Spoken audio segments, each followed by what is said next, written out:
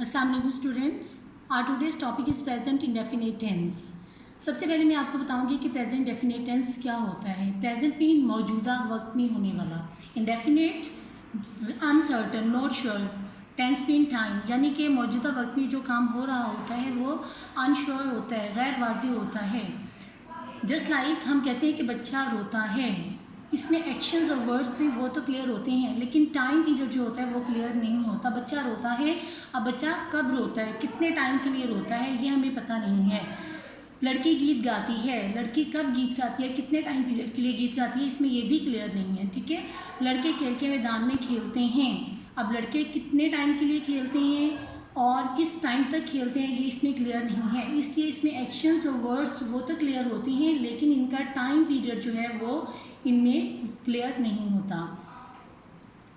इस टेंस को जब हम ट्रांसलेशन पॉइंट ऑफ व्यू से करते हैं तो हमारे लिए ज़रूरी होता है कि उर्दू में इसकी रिकॉग्निशन हम जानें। Now let come to the recognition in Urdu. जब हम इस टेंस को ट्रांसलेशन पॉइंट ऑफ व्यू से करते हैं तो हमारे लिए ज़रूरी होता है कि हम इसमें सब्जेक्ट, वर्ब और ऑब्जेक्ट के बारे में जानें। किसी भी टेंस को करने के लिए इस ज़रूरी होता है कि उसमें सब्जेक्ट, वर्ब और ऑब्जेक्ट मौजूद हों। फर्दर जब टेंस डिफरेंट हो जाता है तो उसमें डिफरेंट हेल्पिंग वर्ब जो होते हैं उसको डिफरेंट काइंड्स में चेंज कर देते हैं, लेकिन ये तीनों चीज़ें जो होती हैं टेंस में ज़रूरी होती हैं। Let come to the present indefinite tense. सबसे पहले हम इसकी रिकॉग्निशन देखते हैं। फ़िक्रा के आखिर में ता है, ती है, तेहूँ या ताहूँ, तीहूँ और तेहूँ वगैरह आता है। मसलन बच्चा रोता है, लड़की गीत गाती है, हम अपना काम खुद करते हैं। जब आप इनकी रिकॉग्निशन को अच्छी तरह से समझ लेंगे तो फिर आपके लिए फॉर्मेशन जो है वो ज़्यादा अच्छी हो जाएगी करने। इसलिए प्लीज़ इनकी रिकॉग्निशन को अच्छी तरह से समझ लीजिए ताकि फॉर्मेशन आपके लिए इजी हो जाए। अब हम इसकी फॉर्मेशन की जानिब आते हैं। सबसे पहले इनके फॉर्मेटिव सेंटेंसेस या पॉजिटिव सेंटेंसेस हैं। पॉजिटिव मीन मुस्बत फ़िक्रे। अब इनकी फॉर्मेशन देखिए। Formation subject plus first form of verb plus object.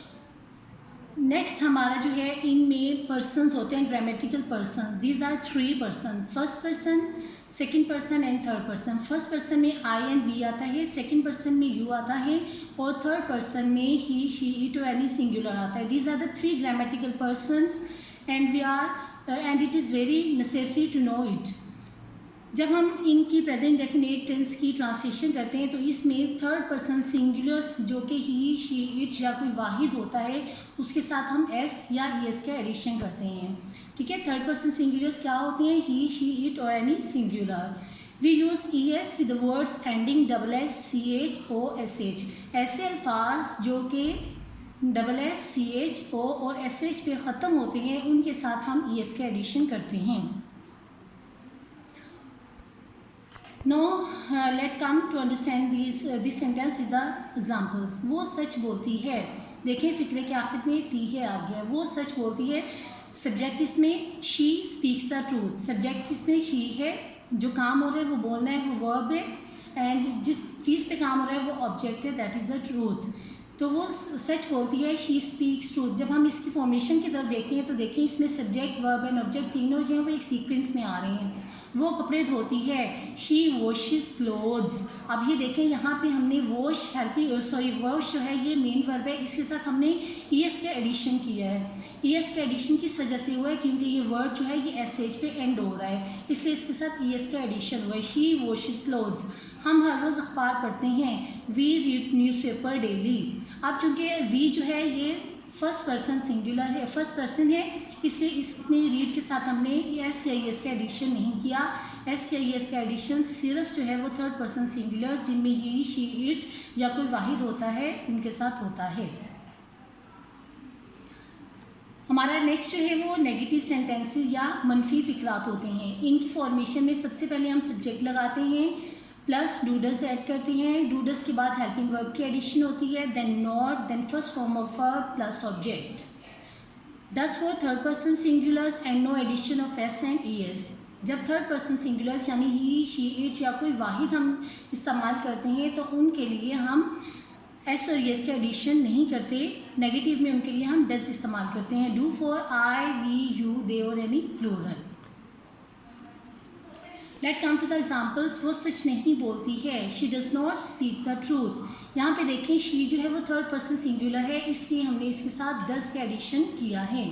Does is a helping verb. She does not speak the truth, वो अपने कपड़े नहीं धोती है, she does not wash her clothes. यहाँ पे भी शी जो है ये थर्ड पर्सन सिंगुलर है, इसलिए हमने इसके साथ डज़ का एडिशन किया है। हम हर रोज़ अखबार नहीं पढ़ते हैं, we do not read newspaper daily. इसमें ये फर्स्ट पर्सन है, इसलिए इसके साथ हमने डू का इस्तेमाल किया है। हमारा नेक्स्ट है interrogative sentences. Look at the formation. Do does as an helping verb हम इसके स्टार्ट में लगाते हैं, then subject, then first form of verb, then object, then question mark. Now look at the examples. क्या वो सच बोलती है? Does she speak the truth? देखिए हेल्पिंग वर्ब जो है वो हमने स्टार्ट में ले लिया, उसके बाद हमने सब्जेक्ट वर्ब और ऑब्जेक्ट के अकॉर्डिंग एडिशन किया और एंड पे हमने क्वेश्चन मार्क लगा दिया। क्या वो कपड़े धोती है? Does she wash the clothes? Does, चूँकि इंट्रोगेटिव सेंटेंसेस में जब हम डू या डज़ इस्तेमाल करते हैं इसमें एस और एस का एडिशन नहीं होता। Does as an helping verb हमने स्टार्ट में इस्तेमाल किया, फिर हमने सब्जेक्ट वर्ब एंड ऑब्जेक्ट किया। Does she wash the clothes? क्या हम हर रोज़ अखबार पढ़ते हैं? Does we read newspaper daily?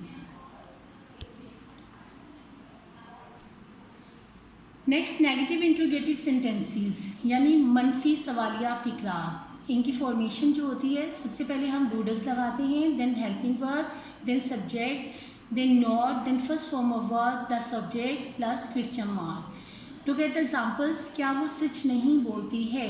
Does she not speak the truth? जो सिंपल इंट्रोगेटिव सेंटेंसेस थे उनमें हमने डज जो था वो स्टार्ट में लगाया था, उनमें नोट का एडिशन नहीं था। अब इनमें नोट का एडिशन है। Does she not speak the truth? क्या हम हर रोज़ अखबार नहीं पढ़ते हैं? Do we not read the newspaper daily? क्या वो अपने कपड़े नहीं धोती है? Does she not wash her clothes?